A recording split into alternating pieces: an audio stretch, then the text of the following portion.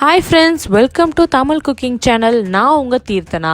உங்களுக்கு என் ரெசிபிஸ் பிடிச்சிருந்தா லைக் பண்ணுங்கள், ஷேர் பண்ணுங்கள். நீங்கள் என் சேனலுக்கு புதுசாக இருந்தால் மறக்காமல் சப்ஸ்கிரைப் பண்ணிவிட்டு பக்கத்தில் இருக்க பெல் ஐக்கானை கிளிக் பண்ணுங்கள். வாங்க நம்ம வீடியோக்குள்ளே போகலாம்.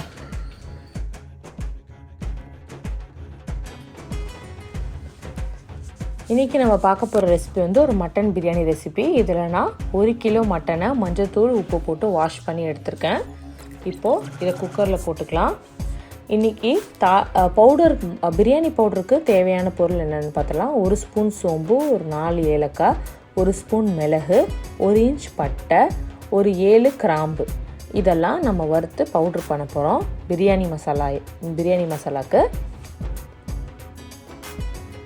இப்போது ஒரு தாளிப்பு கரண்டியை நான் ஹீட் பண்ணிக்கிறேன்.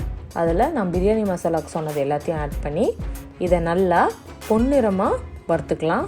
கருக விட்டுறாதீங்க. நம்ம ஸ்லோ ஃப்ளேமில் இந்த மாதிரி ப்ரௌன் கலர் மைல்டாக வர வரையும் ஃப்ரை பண்ணிக்கணும். அந்த அரோமா நல்லா வரும். உங்களுக்கு ஃப்ரை ஆகிடுச்சுன்னா லைட்டாக ஸ்ப்ளட்டர் ஆகும் அந்த மிளகெல்லாம். இப்போ இதை நான் மிக்ஸி ஜாரில் போட்டுறேன். ஆறுனோன்னே இதை ஒரு பவுடராக நம்ம பண்ணி எடுத்துக்கலாம். ரைஸை ஊற வச்சுருக்கேன். 4 கப் ரைஸ் நான் இன்றைக்கி எடுத்திருக்கேன். That is 3/4 kilo rice.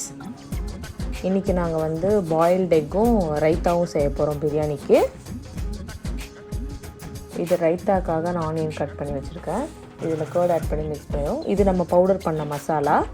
அந்த மசாலா பவுடர் பண்ண அதே மிக்சியில் ஒரு 5 பச்சை மிளகாய் ஆட் பண்ணியிருக்கேன். நீங்கள் காரத்துக்கு ஏற்ற மாதிரி ஆட் பண்ணிக்கோங்க. ஒரு கை புதினா ஆட் பண்ணியிருக்கேன். ஒரு கை கொத்தமல்லி ஆட் பண்ணியிருக்கேன். இது எல்லாத்தையும் ஒரு ஃபைன் பேஸ்ட்டாக நல்லா அரைச்சிக்கலாம். லைட்டாக தண்ணி ஊற்றி அரைச்சிக்கோங்க. இந்த ஒரு பேஸ்ட் தனியாக எடுத்து வச்சுக்கலாம். இப்போ ஒரு பவுடர், ஒரு பேஸ்ட் ரெடி பண்ணியாச்சு நம்ம பிரியாணிக்கு. மட்டனை மஞ்சத்தூள் அண்ட் 1 ஸ்பூன் இஞ்சி பூண்டு பேஸ்ட் போட்டு ஒரு 4 விசிலுக்கு குக் பண்ணியிருக்கேன். மட்டன் நல்லா குக் ஆயிடுச்சு. இந்த மட்டனில் இருக்க ஸ்டாக் எடுத்து நீங்கள் வேணும்னா மட்டன் ரசம் இல்லைனா மட்டன் சூப் ரெசிபி வச்சு செஞ்சுக்கலாம். நான் அந்த வீடியோவும் உங்களுக்கு vlogல இன்க்ளூட் பண்ணுறேன், செக் பண்ணுங்கள். இப்போது ஒரு பிரியாணி சட்டியில் நான் எண்ணெயும் நெய்யும் ஒரு 250 ml ஆட் பண்ணியிருக்கேன். அதில் பட்டை, 2 கிராம்பு, ஒரு 5 ஏலக்காய், ஒரு அன்னாச்சி பூ ஆட் பண்ணியாச்சு. ஒரு 3 பிரிஞ்சி இலை ஆட் பண்ணுறேன். ஒரு மராத்தி முக்கை ஆட் பண்ணியிருக்கேன். 1 ஸ்பூன் கல்பாசி ஆட் பண்ணியிருக்கேன். இதெல்லாம் நல்லா பொரியட்டுங்க. ஒரு 5 டீஸ்பூன் கீ அண்ட் ஒரு 100 ml ஆயில் ஆட் பண்ணியிருக்கேங்க. ரெண்டும் கலந்து ஆட் பண்ணியிருக்கேன். அதில் நம்ம பட்டை, கிராம்பு, ஏலக்காய், பிரிஞ்சி இலை, மராத்தி முக்கு, கல்பாசி இது எல்லாத்தையும் ஆட் பண்ணியிருக்கோம். இதெல்லாம் பொரிஞ்சதுக்கப்புறம் ஒரு 200 கிராம் வெங்காயம் ஆட் பண்ணிக்கலாம்.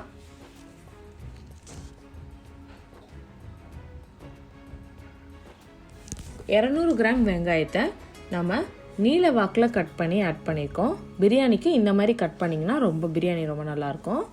இதை நம்ம நல்லா ஃப்ரை பண்ணிக்கலாம். வெங்காயம் சீக்கிரம் வதங்கிறதுக்கு லைட்டாக சால்ட் ஆட் பண்ணி வதக்கினா கொஞ்சம் சீக்கிரமாக வதங்கிடும். உங்களுக்கு வேணுன்னா கொஞ்சம் ஆட் பண்ணிக்கோங்க. இது நல்லா ஆனியன் நல்லா ஃப்ரை ஆகட்டும்.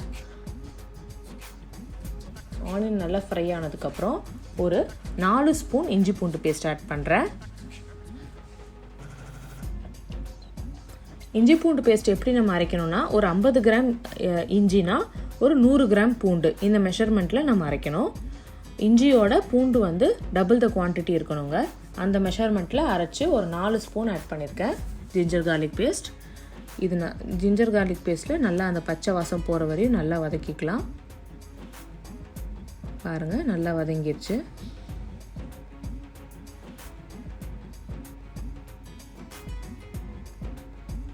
இப்போ ஒரு 150 கிராம் டொமேட்டோ ஆட் பண்ணியிருக்கேங்க. அதையும் லென்த் வைஸில் தான் கட் பண்ணியிருக்கேன். இதை நல்லா நம்ம மிக்ஸ் பண்ணிக்கலாம். அந்த டொமேட்டோ நல்லா குக் ஆகிற வரையும் நல்லா மிக்ஸ் பண்ணிக்கலாம். இந்த ஸ்டேஜில் கொஞ்சம் சால்ட் ஆட் பண்ணிக்கோங்க, டொமேட்டோ சீக்கிரமாக குக் ஆகும்.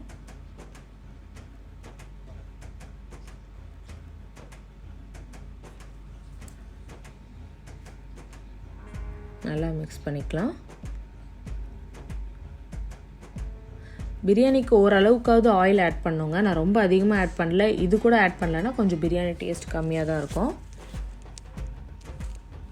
கீ அண்ட் ஆயில் சேர்த்து 250 கிராம் இருக்குங்க நான் ஆட் பண்ணது. அப்புறம் அந்த அரைச்ச பேஸ்ட், கொத்தமல்லி, புதினா அண்ட் பச்சை மிளகா, இது மூணையும் அரைச்ச பேஸ்ட்டை தக்காளியிலேருந்து எண்ணெய் பிரிஞ்சதுக்கப்புறம் நம்ம இந்த ஸ்டேஜில் ஆட் பண்ணோங்க. தக்காளி நல்லா எண்ணெய் பிரிஞ்சதுக்கப்புறம் இந்த பேஸ்ட்டை ஆட் பண்ணி அது நல்லா பச்சை வாசம் போகிற வரையும் குக் பண்ணலாம். இதில் மிளகாத்தூள் நான் கம்மியாக தான் ஆட் பண்ணுவேன், பச்சை மிளகாவோட காரம் தான். இது நல்லா குக் ஆகி அந்த எண்ணெய் நல்லா பிரிஞ்சிட்ருக்கு பாருங்கள். இந்த மசாலாவில் நல்லா பைண்ட் ஆகி எல்லாம் நல்லா சேர்ந்து பைண்ட் ஆயிடுச்சு. இதில் நான் 1 spoon Kashmir chilli powder add பண்ண போகிறேன். கம்மியாக தான் ஆட் பண்ணுறேன், ஆப்ஷனல் தான் இது. நீங்கள் ஒரு பச்சை மிளகா சேர்த்து கூட போடலாம், மிளகாத்தூள் போடலைன்னா. இந்த பிரியாணிக்கு வந்து பச்சை மிளகா, கொத்தமல்லி, புதினா பேஸ்ட்டு தான் வந்து ரொம்ப முக்கியமான ஸ்டெப்பு. அது போட்டிங்கன்னா தான் டேஸ்ட் நல்லாயிருக்கும். இதில் ஒரு 100 கிராம் கர்ட் ஆட் பண்ணுறேங்க. ஒரு 4 டீஸ்பூன் கர்ட் ஆட் பண்ணியிருக்கேன். இதை நல்லா நம்ம மிக்ஸ் பண்ணிக்கலாம். எல்லாம் நல்லா பைண்ட் ஆகட்டும். ஃப்ரெஷ்ஷான கர்டாக ஆட் பண்ணுங்கள், அப்போ தான் ரொம்ப நல்லாயிருக்கும். எல்லாம் பைண்ட் ஆகிடுச்சு, எல்லாம் நல்லா குக் ஆகட்டும். இப்போ கொஞ்சம் நான் சால்ட் ஆட் பண்ணுறேன். கல்லுப்பு தாங்க ஆட் பண்ணியிருக்கேன். பாருங்கள் எண்ணெய் நல்லா பிரிஞ்சுட்டு வருது பாருங்கள், உங்களுக்கு தெரியுதுன்னு நினைக்கிறேன். நல்லா குக் ஆகிட்டு அந்த ஆயிலெல்லாம் மேலே நல்லா வரணும், அப்போ தான் அது நல்லா குக் ஆகிருக்குன்னு அர்த்தம். அந்த மேலே அந்த எண்ணெய் நல்லா ஃப்ளோட் ஆகுதுங்க. இந்த ஸ்டேஜ் வரையும் நல்லா குக் பண்ணிக்கோங்க. இப்போது நான் குக் பண்ணி வச்ச மட்டன் ஆட் பண்ணுறேன்.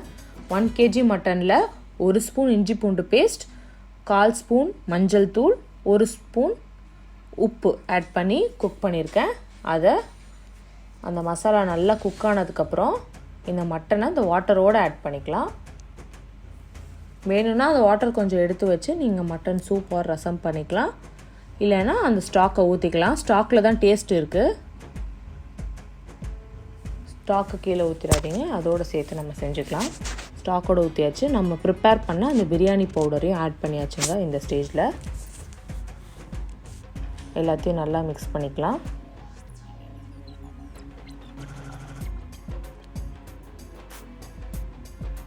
பாருங்கள் நல்லா பாயில் ஆகிட்டுருக்கு.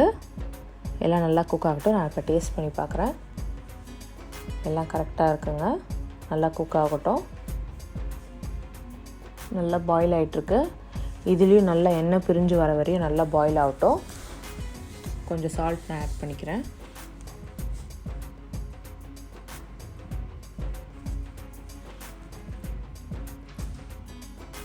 ஒரு ஸ்பூன் சுகர் ஆட் பண்ணுறாங்க இந்த ஸ்டேஜில். டொமேட்டோ ஆட் பண்ணுற எல்லா ரெசிபீஸ்லேயும் கொஞ்சம் சுகர் ஆட் பண்ணிங்கன்னா அது அந்த டேஸ்ட்டு நல்லா எடுத்து கொடுக்கும், ரொம்ப டேஸ்ட்டாக இருக்கும். நீங்களும் இதே மாதிரி ட்ரை பண்ணி பாருங்கள். நல்லா குக் ஆகட்டும். இப்போது நான் ஒரு 4 கப் ரைஸை ஊற வச்சுருக்கேன். ஒரு 15 மினிட்ஸ் ஊற வச்சுருக்கேங்க. இது சீரக சம்பா ரைஸ். இதை ஒரு 15 மினிட்ஸ் சோக் பண்ணி வச்சுருக்கேன். இதை ஆட் பண்ணிக்கலாம். இதோட குவான்டிட்டி வந்து 3/4 கிலோ ரைஸுங்க. 3/4 கிலோ ரைஸுக்கு 1 கிலோ மட்டன் ஆட் பண்ணியிருக்கேங்க நான். இதான் நான் ஃபாலோ பண்ணுற குவான்டிட்டி. நீங்களும் இது மாதிரி ட்ரை பண்ணுங்கள். ரைஸை விட மட்டன் அதிகமாக போட்டிங்கன்னா பிரியாணி ரொம்ப டேஸ்ட்டாக வரும். எப்போவுமே நல்லா இதுக்கு வந்து நான் வாட்டர் வந்து மெஷர் பண்ணி ஊற்ற மாட்டாங்க. ஆப்வியஸாக ஒரு பெரிய குவான்டிட்டியில் நிறையா செய்கிறவங்க யாரும் மெஷர் பண்ணி ஊற்றிட்டுருக்க முடியாது. அதே மாதிரி தான் நானும் செய்வேன். இது பெரிய குவான்டிட்டி இல்லைனாலும் நான் அந்த மாதிரி தான் ஃபாலோ பண்ணுவேன். ரைஸ் சோக் பண்ண ரைஸ் போட்டதுக்கப்புறம் நல்லா மிக்ஸ் பண்ணிக்கலாம். வாட்டருக்கு ஊற்றி மிக்ஸ் பண்ணிக்கலாம். ஓரளவுக்கு பாயில் ஸ்டேஜ் வரும்போது ரைஸுக்கு மேலே 1 இன்ச் அளவுக்கு தண்ணி இருக்க மாதிரி பார்த்துக்கோங்க. அதோட நம்ம தம் போட்டோன்னா ஒரு 15 மினிட்ஸ் கழித்து ஓப்பன் பண்ணிங்கன்னா கரெக்டாக இருக்கும். இப்போது நீங்கள் தண்ணிலாம் ஒரு இன்ச்சுக்கு மேலே தண்ணி ஊற்றிட்டு சால்ட் செக் பண்ணிக்கலாம். சால்ட் பத்தலைன்னா சால்ட் இந்த ஸ்டேஜில் ஆட் பண்ணிக்கோங்க. பாருங்கள் இப்போ பாயில் ஆகிடுச்சு. இந்த ஸ்டேஜில் நான் தம் வச்சுருவேன். இப்போது தம் வைக்கிறது எப்படின்னு நான் பார்க்கலாம். கீழே ஒரு தோசைக்கல் வச்சுக்கோங்க. இது தம்முக்குன்னு தனியாக தோசைக்கல் யூஸ் பண்ணுங்கள். ஏன்னா அதே தோசைக்கல்லை திருப்பி தோசை ஊற்றுனீங்கன்னா தோசை வராது. அந்த தோசைக்கல் நல்லா ஹீட் ஆகட்டும். ஹையில் வச்சுட்டேன். இதை நல்லா கொஞ்சம் மிக்ஸ் பண்ணிக்கலாம். பாசுமதி ரைஸ் அளவுக்கு சீரக சம்பா ரைஸ் அவ்வளோவா பிரேக் ஆகாது. அதுதான் ரொம்ப நீங்கள் பார்த்து மிக்ஸ் பண்ணணும். இது அவ்வளோவா பிரேக் ஆகாது. ரைஸே ரொம்ப ஷார்ட்டான ரைஸ் இல்லையா? பட் டேஸ்ட் ரொம்ப நல்லாயிருக்குங்க. பாசுமதியோட இது ரொம்ப நல்லாயிருக்கும். பாசுமதி பிரியாணியும் நான் உங்களுக்கு ரெசிபியும் நான் போடுறேன் உங்களுக்கு. இன்றைக்கி நீங்கள் இதை ட்ரை பண்ணி பாருங்கள். இது நல்லா மிக்ஸ் பண்ணி விட்டாச்சு. பாயில் ஆனோன்னா இது மிக்ஸ் பண்ணியாச்சு. இப்போ தோசைக்கல்லில் வச்சுருக்கோம். தோசைக்கல் நல்லா ஹீட் ஆகட்டும்.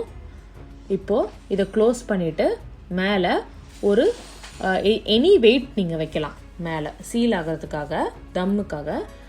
நான் இன்றைக்கி உரல் வச்சுருக்கிறேன். நீங்கள் ஒரு பெரிய பாத்திரத்தில் ஹாட் வாட்டர் கூட வைக்கலாம். இப்போ ஓப்பன் பண்ணி முடிஞ்சிருச்சுங்க. இப்போ ஓப்பன் பண்ணி பார்க்குறோம். மிக்ஸ் பண்ணி பாருங்கள் ரைஸ் எவ்வளோ உதிரியாக வந்திருக்குன்னு. மட்டன் பாருங்கள் கட் பண்ணோன்னே எவ்வளோ உடஞ்சி வருதுன்னு. சாஃப்டாக வந்திருக்குங்க மட்டனு. நல்லா சாஃப்டாக வந்திருக்கு. ரைஸும் கரெக்டாக வந்திருக்கு. பாருங்கள் எவ்வளோ உதிரியாக வந்திருக்குன்னு. ரொம்ப நல்லாயிருக்குங்க இந்த பிரியாணி ரெசிபி. எனக்கு ரொம்ப பிடிக்கும். நீங்களும் ட்ரை பண்ணி பார்த்துட்டு எப்படி இருந்ததுன்னு சொல்லுங்கள். பாய். ஓகே ஃப்ரெண்ட்ஸ், உங்களுக்கு என் வீடியோஸ் பிடிச்சிருந்தா லைக் பண்ணுங்கள், ஷேர் பண்ணுங்கள், கமெண்ட் பண்ணுங்கள். நீங்கள் என் சேனலுக்கு புதுசாக இருந்தால் சப்ஸ்கிரைப் பண்ணிவிட்டு பக்கத்தில் இருக்க பெல் ஐக்கானை மறக்காமல் கிளிக் பண்ணுங்கள். அப்போ தான் என் வீடியோ அப்டேட்ஸ் உங்களுக்கு வரும். நாளைக்கு ஒரு இன்ட்ரெஸ்டிங்கான வீடியோவோட உங்களை மீட் பண்ணுறேன். அது வரைக்கும் பாய்.